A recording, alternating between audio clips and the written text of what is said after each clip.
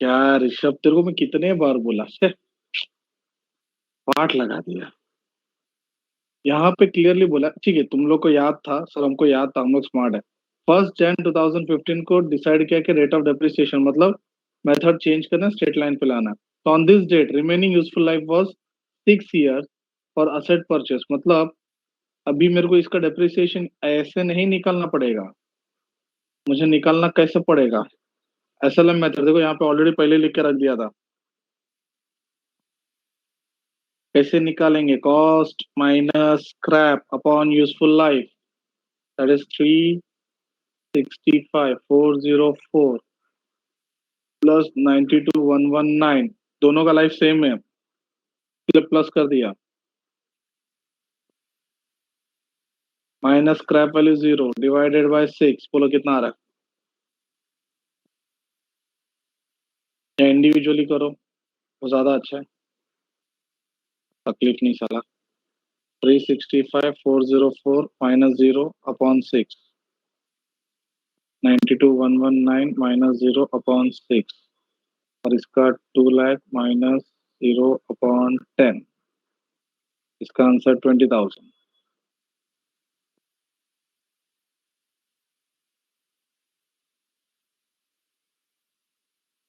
Yes बच्चों, क्या answer आ रहा है?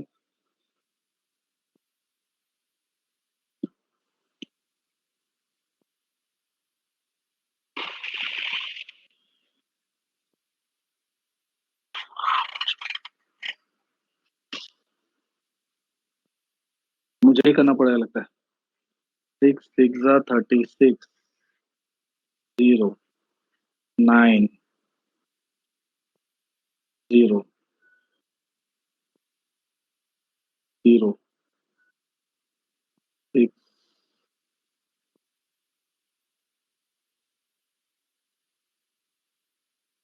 0.6 आ रहा ना, मतलब ये 901 हो गया। और इसका 15,353।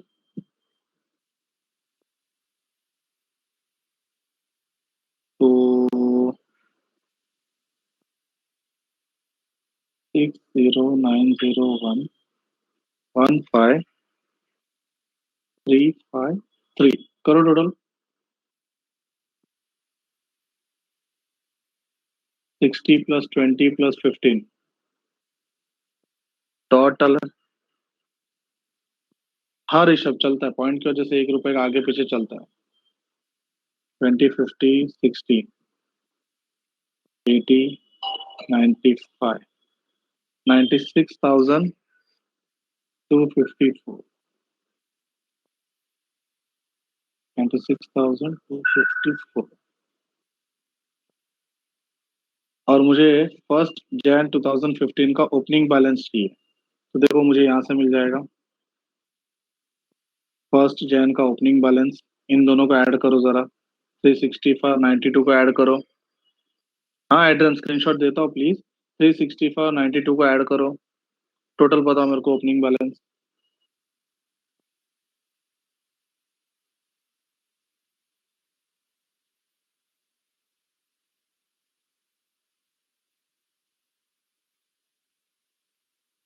457,523।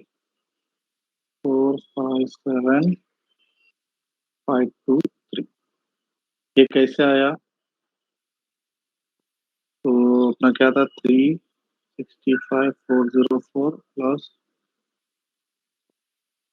92,119। फाइनली लास्ट बैलेंसिंग फिगर निकालो, कितना आ रहा है? 657,523।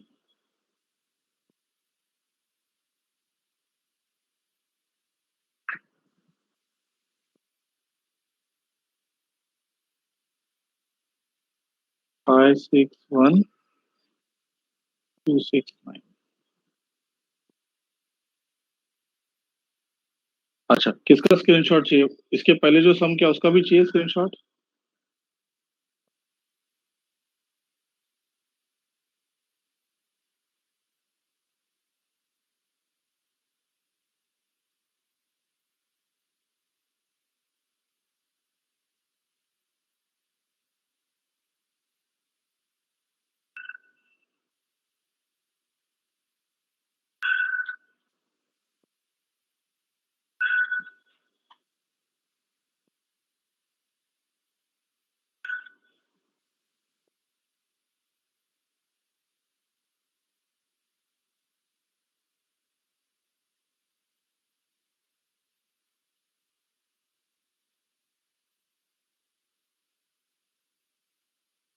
ये सम का ना, ये लो, ये अपना कौन सा इलस्ट्रेशन था?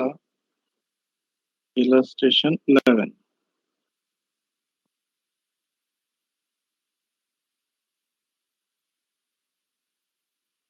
लो स्क्रीनशॉट।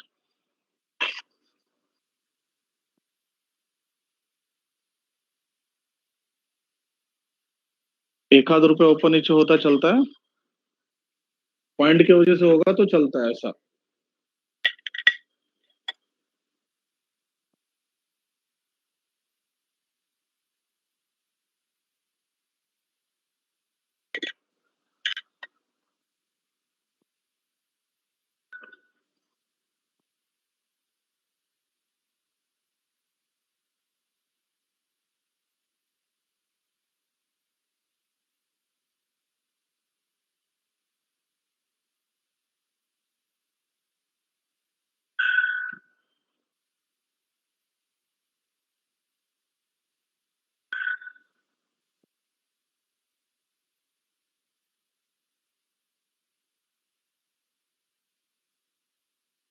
वर्किंग नोट का भी ले लो।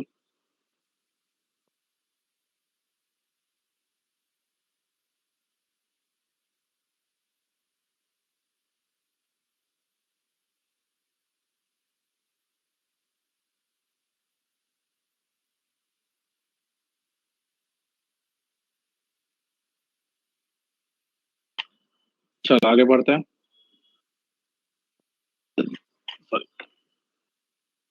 Revision of estimated useful life of property plant and equipment. तो रिवीजन मतलब क्या?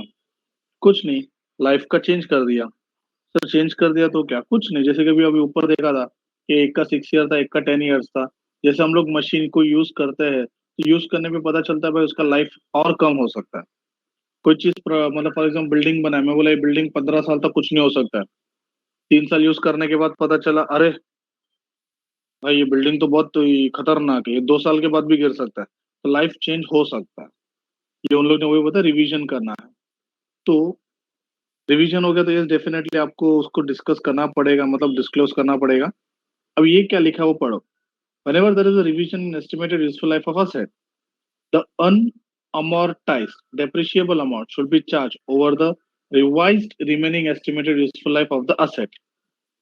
Unamortized depreciable amount, इसका मतलब क्या वो बताओ।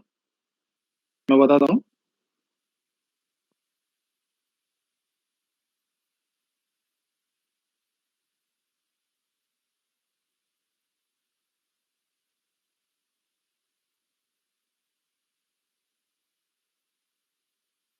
बोलो बच्चों। Unamortized depreciable amount।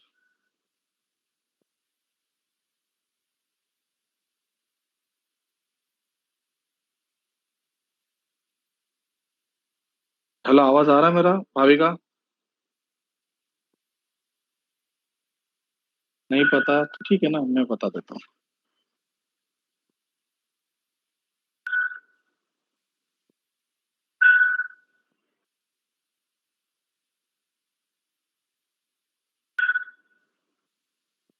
पहले तो डिप्रिशिएबल अमाउंट का मतलब क्या होता है?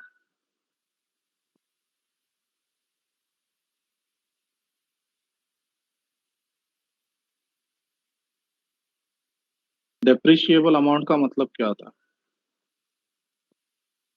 Cost minus scrap, it is called as depreciable amount. ध्यान दो, ये अमाउंट है जो हम लोग को हर साल थोड़ा थोड़ा राइट ऑफ करना है। But this is the total amount of asset. Suppose 5 lakh का असेट है, उस पे समझो 2 लाख का डेप्रिसिएशन हो चुका है। कितना बचा? 3 लाख। इसको हम लोग बीवी बोलते हैं। तो बता सकते बीवी का मतलब क्या होता है?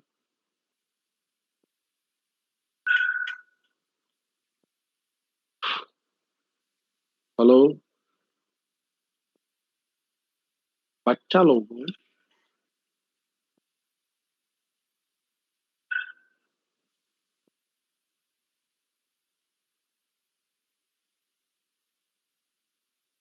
बुक वैल्यू परफेक्ट है। तो 3 लाख का जो बुक वैल्यू है, this is nothing but what? Unamortized depreciation value. Unamortize मतलब ये अभी तक इसके ऊपर डेप्रिसिएशन हुआ नहीं, होने वाला है। देखो, मतलब सर इज्जत से अनअमोर्टाइज के बदले में डायरेक्ट अगर उन लोग बुक वैल्यू बोलते या आफ्टर डेप्रिसिएशन बोलते तो हम समझ जाते ना काय को मगजमारी किया। अब ये जो कॉन्सेप्ट मुझे एक्सप्लेन करना है, रिवीजन ऑफ एस्टिमेटेड लाइफ, उसके लिए बेस्ट एग्जांपल यहाँ पे है, देखो। अ machine costing a machine costing 6 lakh is depreciated on straight line basis, assuming 10 years working life and nil residual value for 3 years। तो मैं क्या करेगा, 6 लाख है, जीरो है, डिवाइडेड बाय 10। ये 1 साल का डेप्रिसिएशन है, ऐसा उन लोगों ने 3 साल डेप्रिसिएशन चार्ज किया, मतलब कितना डेप्रिसिएशन चार्ज हो गया, 1,80,000। तो मुझे बता अनअमोर्टाइज्ड डेप्रिसिएबल अमाउंट कितना।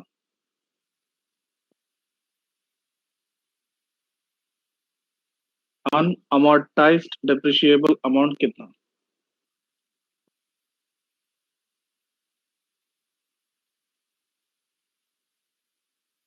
ठीक है, 420 आफ्टर 3 ईयर्स, आफ्टर 3 ईयर्स, 3 साल के बाद।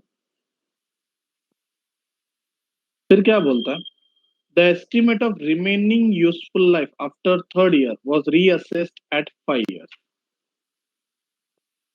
टोटल लाइफ कितना था, 10। 10 में से 3 साल चला गया तो कितना बचना चाहिए बच्चों, कितना बचना चाहिए।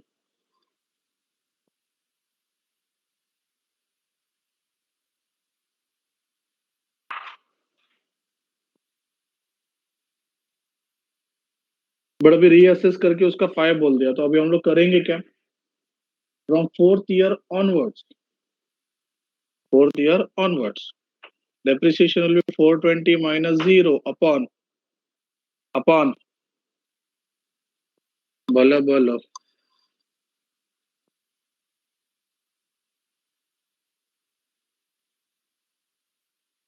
अपॉन क्या करेंगे, 5। ठीक है,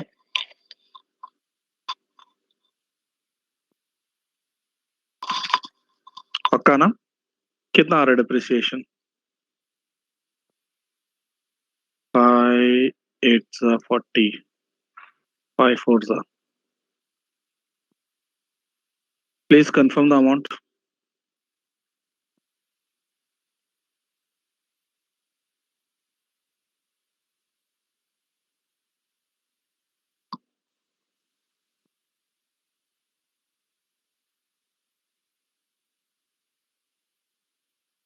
कोई बता सकता है मुझे, बताओ अभी ये 84,000 का जो डेप्रिसिएशन है, ये और कितने साल चार्ज होगा, फोर्थ ईयर से, फोर्थ ईयर को पकड़ के टोटल कितने ईयर्स के लिए चार्ज होगा। पक्का, मतलब अगर मैं लॉजिकली बात करूँ तो देखो मैं गिन रहा हूँ, fourth year, fifth year, sixth year, seventh year, 8 year, मतलब ये मशीन का लाइफ अभी टोटल सिर्फ 8 साल का है, हाँ ना।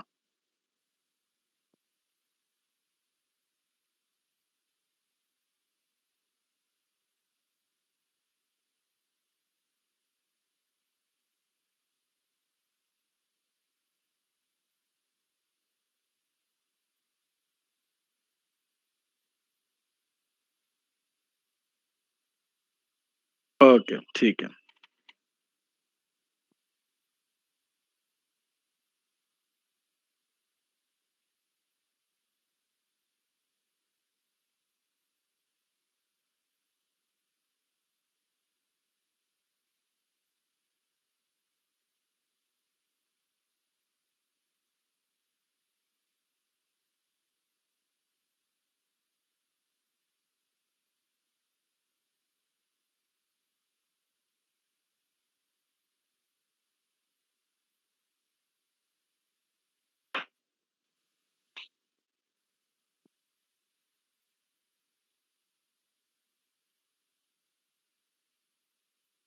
अच्छा, ये वर्ड बहुत इंपॉर्टेंट है रिवैल्यूएशन का, इसका मतलब क्या था।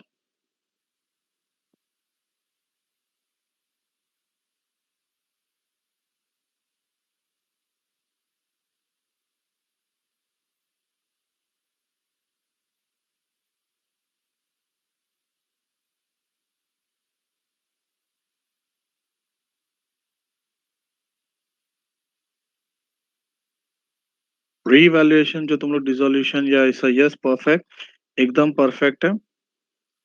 अब ध्यान देना, इसका जो थियरी है थोड़ा विचित्र है। मैं वो मॉड्यूल वाले चार्ट पे मतलब बता सकता था, बट उसमें कंफ्यूज होगा, बहुत खतरनाक इंग्लिश है।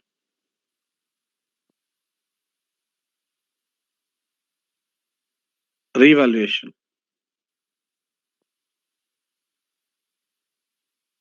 या तो इंक्रीज होगा या तो डिक्रीज होगा। अच्छा, इंक्रीज हुआ तो अपने को क्या है?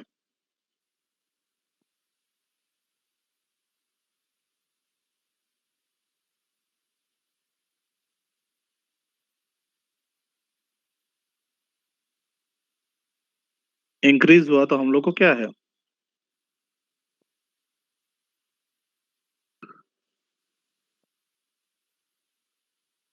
Okay, whenever the assets are increased due to revaluation, due to revaluation, ध्यान देना,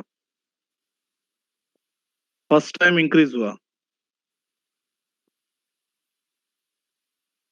फर्स्ट टाइम का लफड़ा ही नहीं रहेगा, छोड़।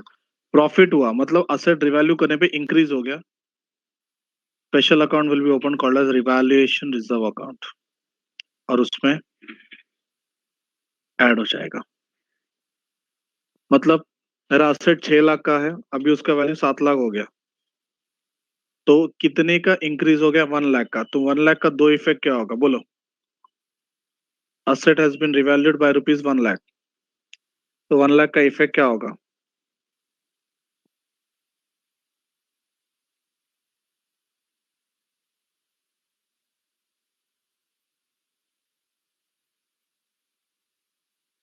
एड टू असेट परफेक्ट है, एंड रिजर्व, रिजर्व मतलब कौन सा रिजर्व? रिवैल्यूएशन रिजर्व, ठीक है। Special reserve has been created जब इंक्रीज होता है तब। सिमिलरली अगर समझो डिक्रीज होगा, क्या बोला? डिक्रीज होगा, तो क्या इफेक्ट आएगा?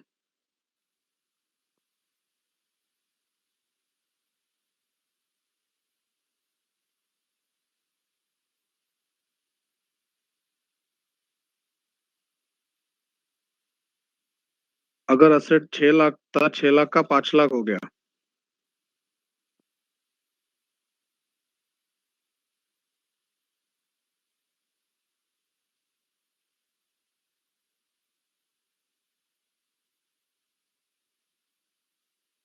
बोलो जल्दी बच्चों, ट्राई करो।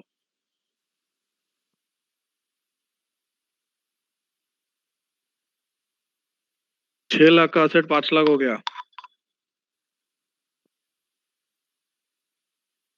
लेस फ्रॉम असेट एंड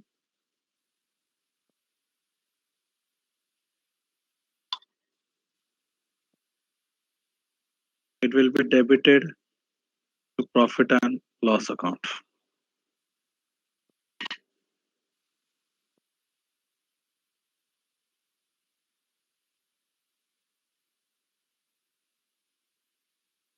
शाबाश। मतलब प्रॉफिट हुआ तो रिवैल्यूएशन रिजर्व, और लॉस हुआ तो PNL account debit side. First time whenever the assets are appreciated or depreciated, it's a kind of वही appreciation and depreciation। appreciate हुआ तो रिवैल्यूएशन रिजर्व, depreciate हुआ तो प्रॉफिट एंड लॉस अकाउंट में debit हो जाएगा। अब अब सेकेंड टाइम हुआ,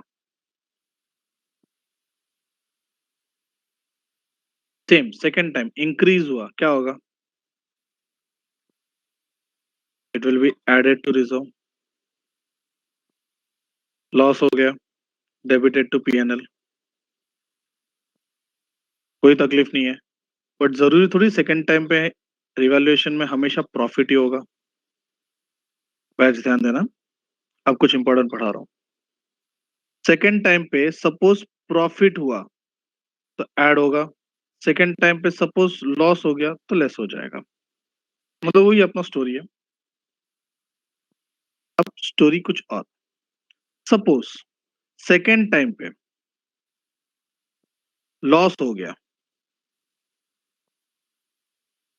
मतलब फर्स्ट टाइम प्रॉफिट हुआ था, ध्यान देना, फर्स्ट टाइम प्रॉफिट हुआ था रिवैल्यूएशन रिजर्व, और अभी वही टाइप का असेट में लॉस हो गया, लेस फ्रॉम रिजर्व। पढ़ाई के लिए मेहनत तो सब करते हैं, लेकिन स्मार्ट स्टडी कौन करता है? प्री एग्जाम ऐप के साथ बनाइए अपनी तैयारी super smart. Pre exam app देता है वाइड रेंज के एग्जाम्स की तैयारी, जैसे JEE, NEET, CAT, CA foundation, CSEET, banking, railway, SSC, MBA entrance, SYJC, com, TYB com और भी बहुत कुछ। Chapter wise tests and mock tests, detailed performance analysis, और अब तैयारी होगी एकदम परफेक्ट। कहीं भी कभी भी पढ़ाई करें। और एक विशाल क्वेश्चन बैंक आपकी तैयारी को बनाए आसान। इंस्टेंट इवैल्यूएशन से तुरंत जानिए अपनी परफॉर्मेंस और पाएं पर्सनलाइज्ड फीडबैक। तो अब देरी किस बात की? प्री एग्जाम ऐप डाउनलोड करें और अपने नाम से रजिस्टर्ड करें और एक विशाल क्वेश्चन बैंक बिल्कुल फ्री और अपनी सफलता की कहानी लिखें। लिंक डिस्क्रिप्शन में है। प्री एग्जाम ऐप स्मार्ट तैयारी का साथी। सर आपने अभी क्यों उसको पीएनएल में नहीं लिया है? ये कौन सा असेट है जो फर्स्ट टाइम इंक्रीज हुआ था, अब वही असेट नेक्स्ट टाइम डिक्रीज हो गया? तो जितना प्रॉफिट तुम लोग ने रिवैल्यूएशन रिजर्व में ऐड करके रखा था, उसी से तुमको ये लॉस को क्या करना है, एडजस्ट करना है। ये हम लोग ने एनपीओ में पढ़ा था। If any special reserve has been created, you have to add it or deduct it from that particular reserve only. Birthday fund, price fund, कुछ याद आ रहा है बच्चों? Provident fund. अगर कोई फंड क्रिएटेड है और उससे रिलेटेड कुछ है तो उसमें ऐड होगा, प्रॉफिट हुआ तो लेस और लॉस हुआ तो लेस हो जाएगा। ठीक है, तो ये आपने रिवॉल्यूशन रिजर्व का स्टोरी पढ़ लिया। सेम इधर आते हैं। अभी सपोज ऐसे टाइप का असेट है जो पहले लॉस में रिवैल्यू हो गया, अब उधर प्रॉफिट हुआ, अब क्या करेंगे बोलो?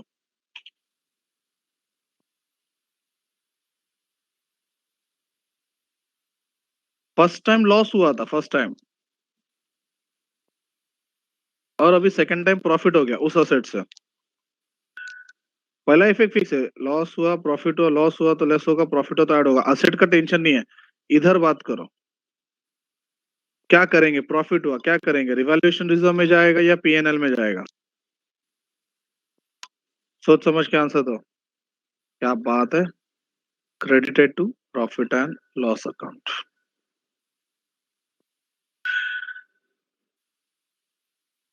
चाहिए तो स्क्रीनशॉट ले लो। मतलब अगर किसी का स्पेशल कोई रिजर्व है तो उस रिजर्व में एड लेस होगा, रिजर्व नहीं है तो पीएनएल में।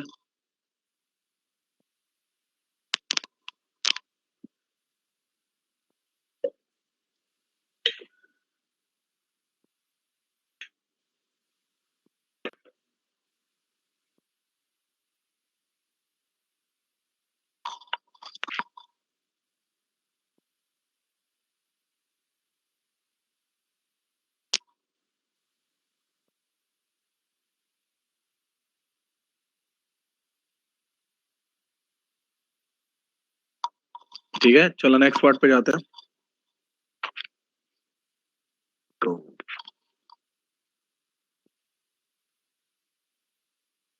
एक एग्जांपल दिया है, machine cost 12 lakh, depreciated straight line 10 years, working life and zero residual value for 3 years। ये 12 लाख है, डिवाइड बाय 10, 1,20,000 आ गया। 3 साल के लिए डेप्रिशिएट किया तो 120 इंटू 3, 3,60,000 हो गया। At the end of third year the machine was revalued upward. तो 3 साल के बाद पहले बता बुक वैल्यू कितना बचा?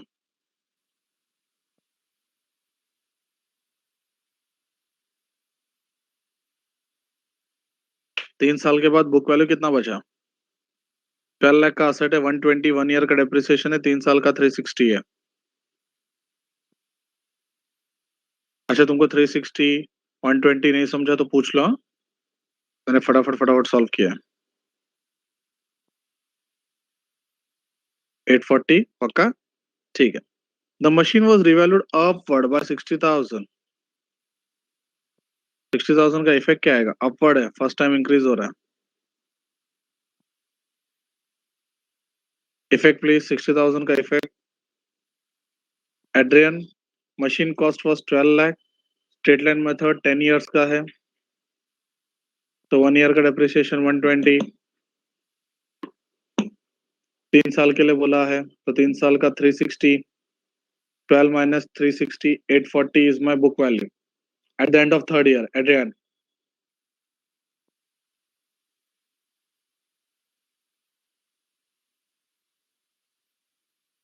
Okay, then I have said machine was revalued upward by 60,000. 60,000 upward effect क्या आएगा? 60,000 का effect.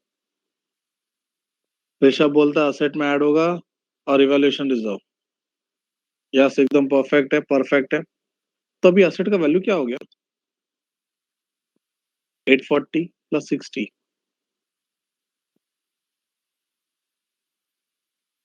ठीक है. अभी क्या लिखा है? The remaining useful life was reassessed at 9 years. तो अभी उसका लाइफ 9 साल का है. पहले 10 था, 10 में से 3 गया, बचा 7. अभी उसने बोला अभी से 9 साल है, तो 9 लाख माइनस 0 डिवाइड बाय 9. बोलो per month, sorry per year depreciation कितना आएगा?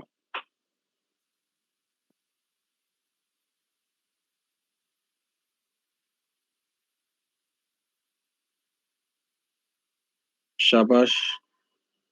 अच्छा, रिपेयर्स एंड रिन्यूअल्स तुम लोग को नहीं है ना मेरे हिसाब से? चेक करो ये है क्या तुम्हारे मॉडल में? ओके ओके, ठीक है. Finally the chapter has been completed.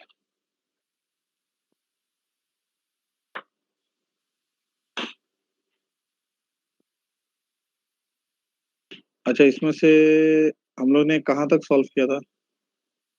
सिर्फ क्वेश्चन नंबर 2 तक सॉल्व किया था, बराबर है?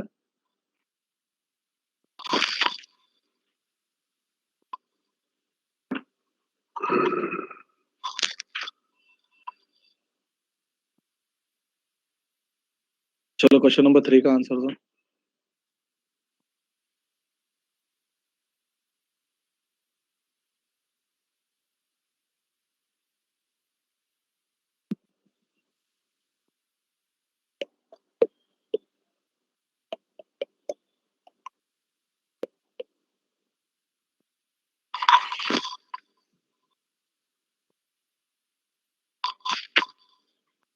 The number of production of similar units expected to be obtained from the use of an asset by an enterprise is called as.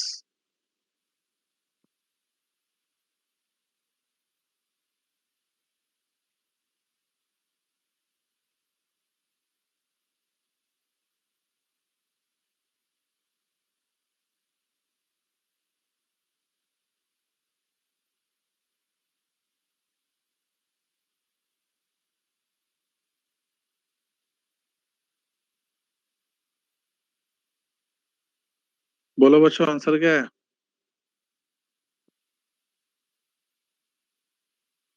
The number of production of similar units.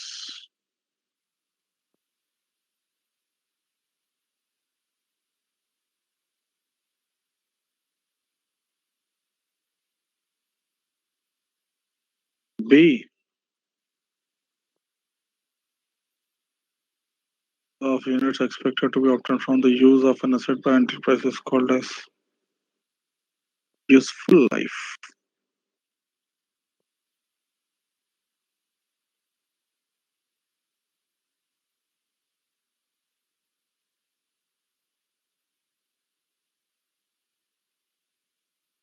ठीक है.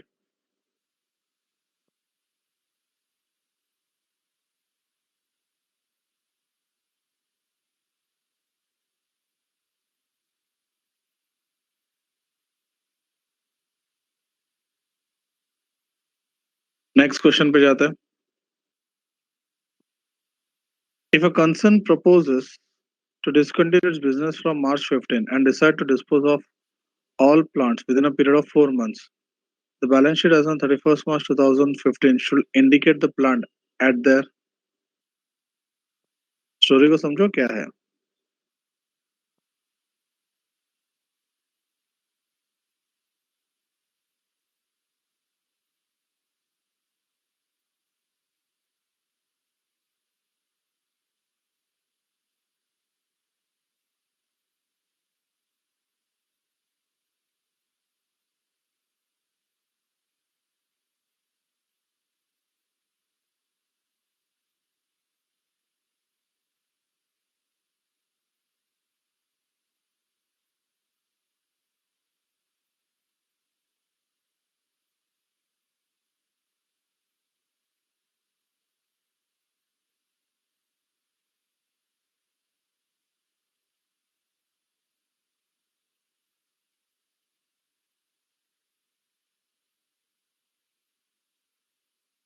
Yes बोलो, 1 minute मैं answer इधर से confirm करता हूँ। आह, मेरे दूसरे का नेट चला गया। यस, आंसर क्या है?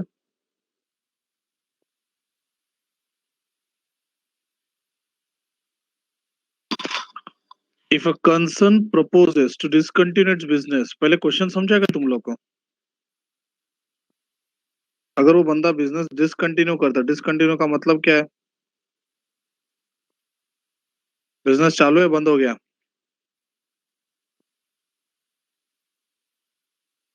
ओके, अगर बिजनेस बंद हो गया तो उसके बैलेंस शीट में प्लांट दिखना ही नहीं चाहिए।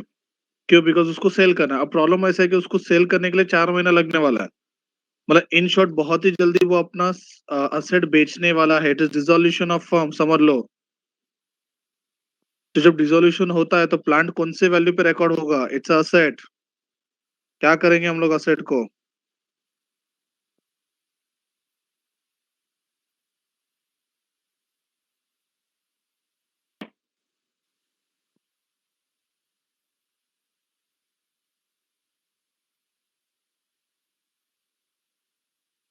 अगर बिजनेस बंद होगा तो तुम तुम्हारे असेट को क्या करोगे?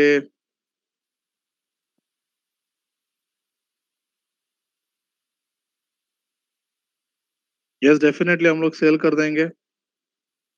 और सेल कौन से वैल्यू पे होता है? सेलिंग प्राइस पे होता है।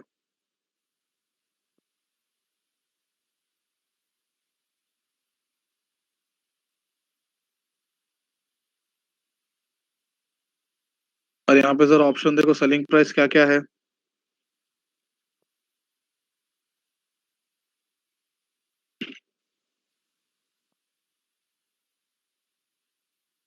Yes, perfect answer.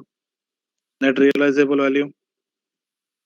Next, in case of fifth वाला क्वेश्चन, इसका आंसर आना चाहिए तुम लोग को।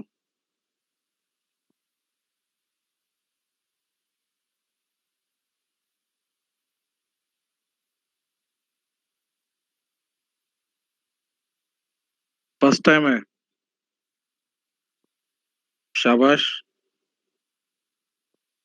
6, the portion of acquisition cost of tangible asset yet to be allocated is known as,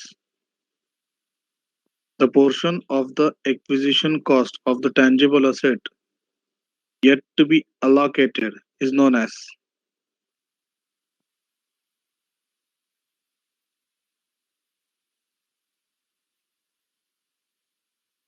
a portion of acquisition cost of tangible asset yet to be allocated। yet to be allocated मतलब वो अभी तक locate नहीं किया हुआ है, मतलब record नहीं किया हुआ, तो उसको क्या बोलेंगे?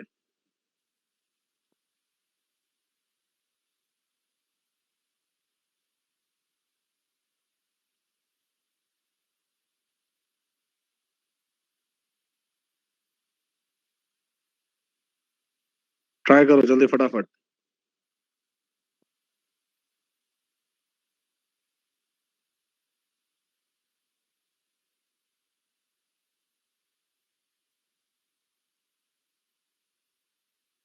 Portion of plant of acquisition cost, इसका मतलब बता दो तुम लोग को। लाइक फॉर एग्जांपल, ये इरेक्शन कॉस्ट हो गया, इंस्टॉलेशन चार्जेस हो गया, वो रिकॉर्ड करना रहेगा। तो उसको हम लोग क्या बोलेंगे?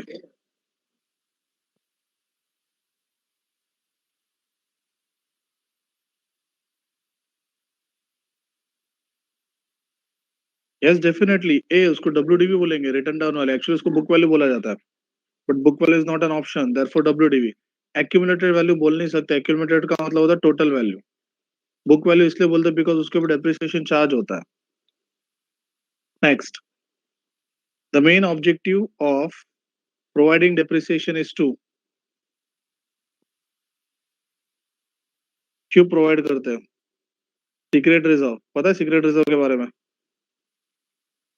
छुपा के रखना, प्रॉफिट को छुपा के रखना, ज्यादा लॉस दिखाने का। Reduce the book value of asset, ठीक है। allocate cost of asset, that is a perfect answer। Eight वाला पढ़ो,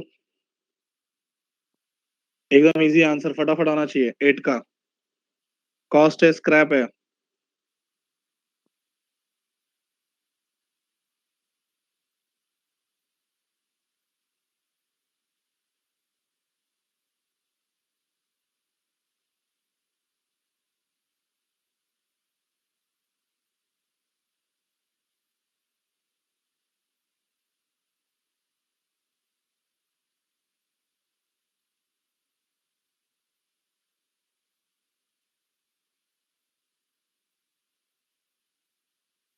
शाबाश, सबको आया B. 2520 minus 120, 24 lakh divide by 6। Ninth का आंसर बताओ। कॉस्ट ऑफ मशीन 20 लाख है, 2 साल बाद उसका वैल्यू 10 लाख हो गया, मतलब डिप्रिसिएशन 5 लाख का है।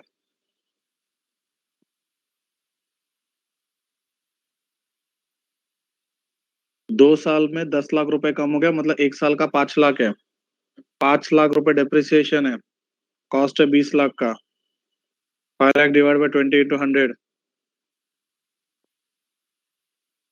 Question number 10।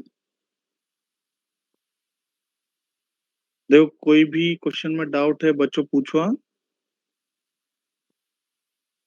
कॉस्ट है 13 lakhs, salvage value 40,000, useful life 6 years, depreciation for first year under sum of years of digit method। अब मजा आएगा।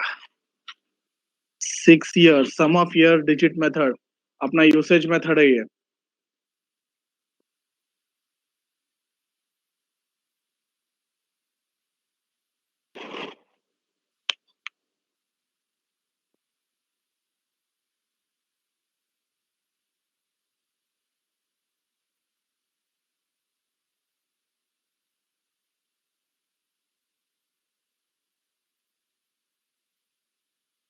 टेंथ का आंसर भी सी है क्या? 13 लाख माइनस 40,000 तो कितना आता है? 1260।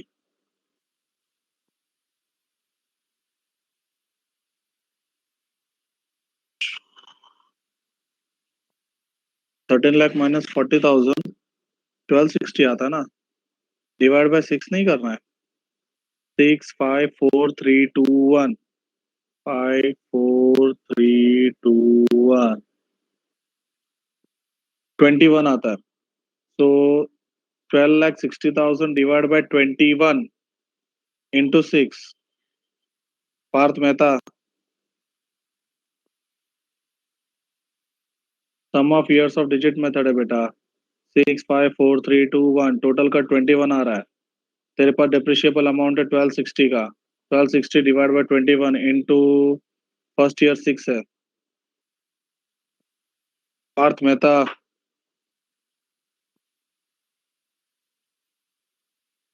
विच of the following, question number 11।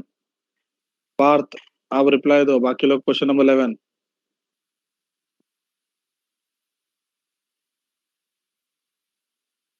किस पे डिप्रिसिएशन नहीं आता है?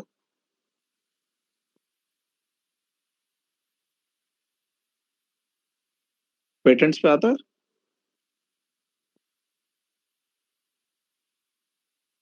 हाँ डेफिनेटली, खाली लैंड के ऊपर तो कभी डिप्रिसिएशन नहीं आएगा। अच्छा लैंड के साथ अगर बिल्डिंग होता तो?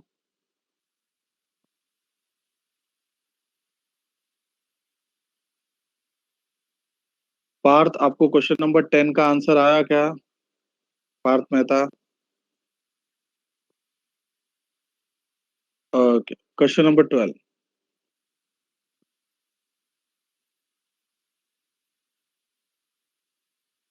A company purchased a machinery on April 1st, 2010 for 15 lakh. Estimated that machinery have useful life 5 years, after which it will have no salvage value. Depreciation for 14, 15। ये तो बहुत ही सीधा सीधा आंसर है, क्वेश्चन में कुछ है ही नहीं है एक्चुअली। सिंपल सा है, 15 लाख डिवाइड बाय 5।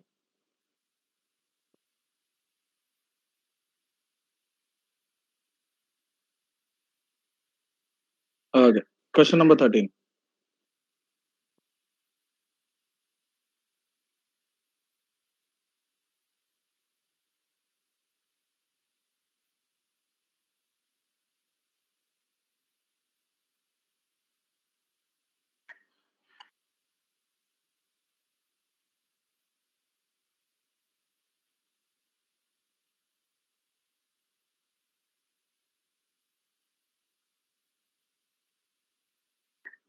बी है, if the equipment account has balance 22,50,000 and accumulated depreciation account has 14 lakh, the book value of equipment is। हाँ ना यार, क्या फालतू क्वेश्चन है।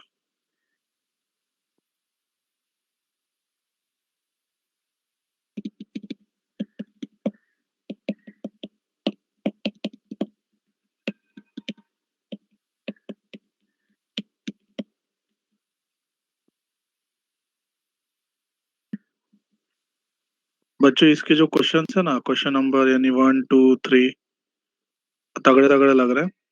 तुम एक बार खाली रीड करना क्वेश्चन नंबर 1 2 3 जो है ना, ये यहाँ पे प्रैक्टिकल क्वेश्चंस में 1 2 3 रीड करना। सर तीनों क्वेश्चन टफ है तो मैं सॉल्व करूंगा तीनों के तीनों। सर क्वेश्चन नंबर 1 इजी है, 2 3 आप करवाओ, यानी तुमको सिर्फ देखना है। देखना मतलब क्वेश्चन को अच्छे से पढ़ना है, ये सोच के पढ़ना है कि तुमको सॉल्व करना है। तुम ट्राई करोगे, तुम अटकोगे, मैं सॉल्व करके देगा, बट एकदम दिल से, हाँ एकदम दिल से। ठीक है, तो अपना ये डेप्रिसिएशन चैप्टर तो खत्म हो गया है। बस ये 3 प्रैक्टिकल क्वेश्चन है, वो एक बार देख लेना। क्वेश्चन पढ़ के तो लग रहा है तगड़ा है। बाप रे, सॉल्व एग्जाम्पल तो बहुत बड़े बड़े है, आंसर्स बहुत बड़े बड़े दिए है। ये मॉड्यूल के आंसर्स पे मेरे को कोई भरोसा नहीं है। ठीक है, तो अगर देखा जाए तो सिर्फ मेरा पार्ट जो चैप्टर 1 बाकी है,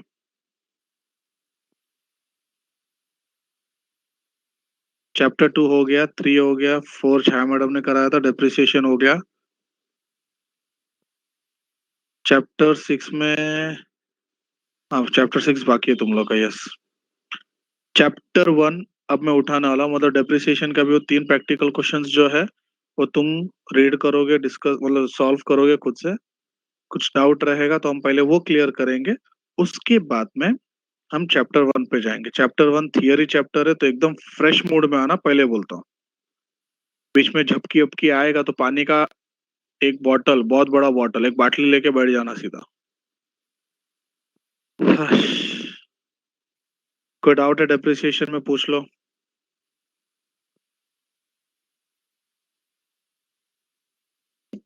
नहीं है, ठीक है, तो फिर ब्रेक ले सकते हो। चलो बाय बाय, टेक केयर। कल मिलते हैं एकदम फ्रेश मूड में।